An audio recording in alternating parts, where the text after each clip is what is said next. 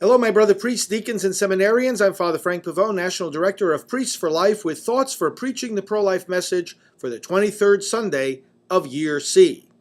Hating even his own life. This is a pretty strict condition for discipleship that the Lord lays out in today's gospel. And what, of course, he means is to come against that arrogance, which is the result of original sin, by which our first parents were told, "You will be like gods, knowing good and evil." And of course, this is the core temptation at the heart of what is known as the pro-choice mentality. That is, that by our own choice, we determine what is good and bad, right and wrong, which is ultimately the same thing as saying anything goes, because we become our own gods.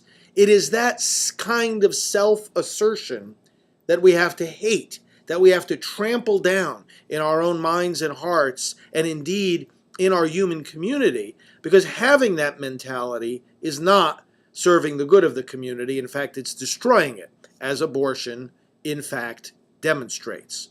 We also see, of course, in these readings, both in the gospel and in the first reading, the importance of plans. The first reading says, "Unsure are our plans." And the gospel shows us a situation of someone who starts to build a tower and then realizes they can't finish. And of course, this is tied up very much with the experiences we encounter in the battle for life when someone has an unplanned pregnancy, when someone has a baby already in the womb that she feels she cannot see through to the fullness of life.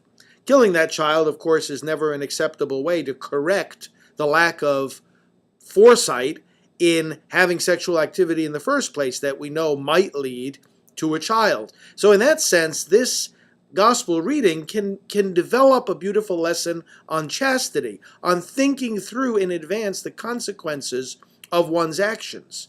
Given that killing the child is not an option, then if one already knows they can't have that child, they need to refrain from that kind of sexual intimacy. This is a lesson that can be drawn from the gospel.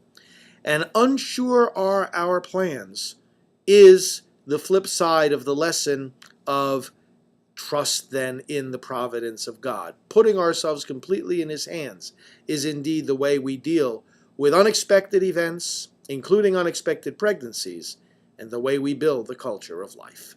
God bless you.